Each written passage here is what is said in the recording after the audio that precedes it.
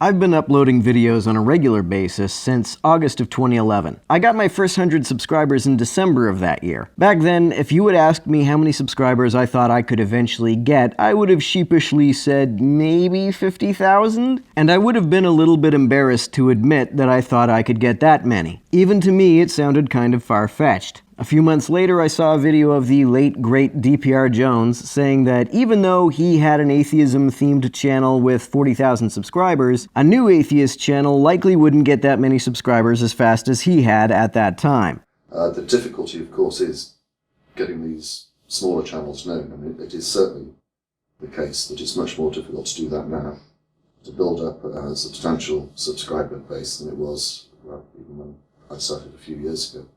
I mean, if I started now, I would very much doubt I would get to the position I am now in that timescale.